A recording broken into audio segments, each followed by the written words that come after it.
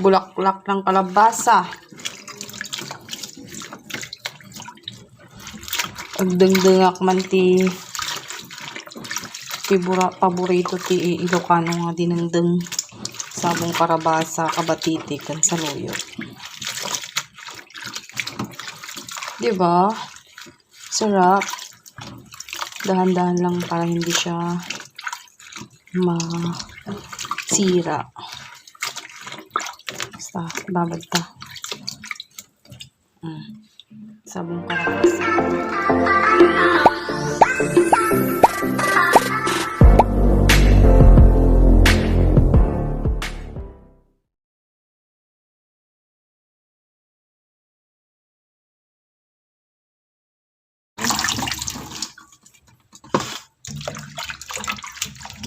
Kasi uulitin pa natin siyang ibabad ng tubig. Karatap gamin dati ng karabasa na may rinat na chai. So, bigyan ulit natin ng tubig. Nagsiingat nga eh. Brown out gamin tata dito eh. Ayan mo. Hugasang mabuti. Fresh from the farm. So yan, ibabad muna natin. Tsaka lang na lang natin hanguin mamaya pagka ilalagay na natin sa kasirola. So magpapainit muna ako ng kasirola para sa ating dinengdeng for today. Ayan, so gusto ko magpapak ng gulay. Pag magdidinengdeng, ganito yung style ko. Kunti lang yung tubig niya. Tapos, kita nyo yan, pinit-pit yan na luya. And then, isasabay ko na yung bagoong fish sauce para maluto siya. Kasi gusto ko naluluto yung bagoong. Ayan, so ilalagay natin dito. Ganyan. Dagat pa kasi hindi na maalat to. Ayan, so pag nagpakulo ng tubig, isabay ko na yan. Para maluto ang ating bagoong. And then, syempre, pag Ilocano dinengdeng, may bitsin yan. So, yung nagsasabi na, by optional lang naman yan sa inyo kung gusto nyo or hindi. Basta ako, pag dinengdeng talaga, bagoong at bitsin ang katapat ng aking dinengdeng. Ayan, so, ganyan lang siya, kasimple. Pinipit na luya. Dapat yung tubig, hindi siya masyadong malalim na tubig. Sakto lang. And then, yan, pakuluan na natin yan.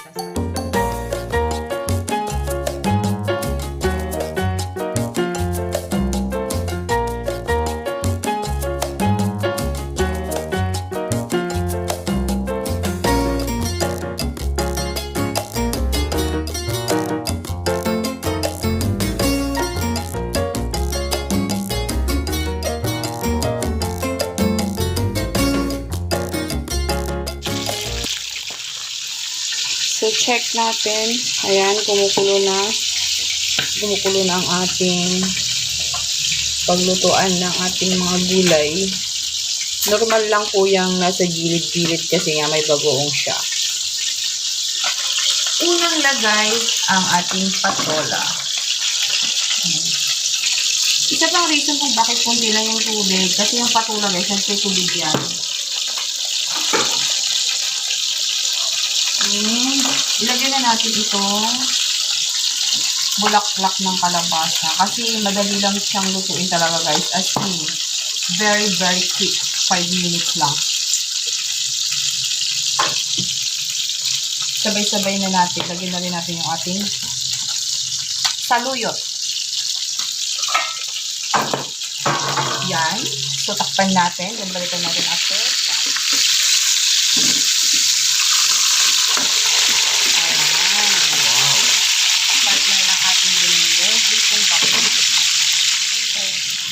Okay.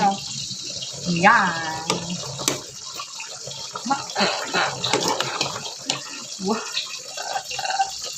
Focus. Haluin lang natin din naman. Ito na.